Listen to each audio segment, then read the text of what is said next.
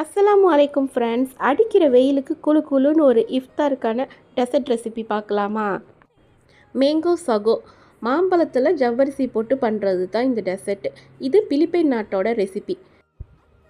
First ஸ்டெப்பாக 2 மாதிரி கடல் பாசி காய்ச்சி எடுத்துக்கிட்டேன். ஒன்று பால் சேர்த்து இன்னொன்று பால் சேர்க்காம ரெண்டுத்துலேயுமே மேங்கோ ஃப்ளேவர் ஆட் பண்ணிக்கிட்டேன். அதுலேயே கலர் இருந்ததுனால எனக்கு எல்லோ கலரில் கிடச்சிச்சு. அப்புறம் ஜவ்வரிசியில் கொஞ்சம் மேங்கோ ஃப்ளேவர் ஆட் பண்ணி ஃபுட் கலர் ஆட் பண்ணிக்கிட்டேன். மாம்பழத்தை அரைச்சி எடுத்து வச்சுக்கிட்டேன்.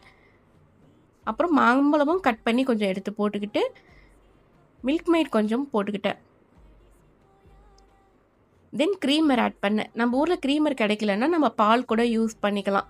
பாலை காய்ச்சி கூட நம்ம சேர்த்துக்கலாம். அப்புறம் cooking cream, all purpose cream, cooking க்ரீம்னு இருக்கும், அதையும் ஆட் பண்ணிக்கிட்டேன்.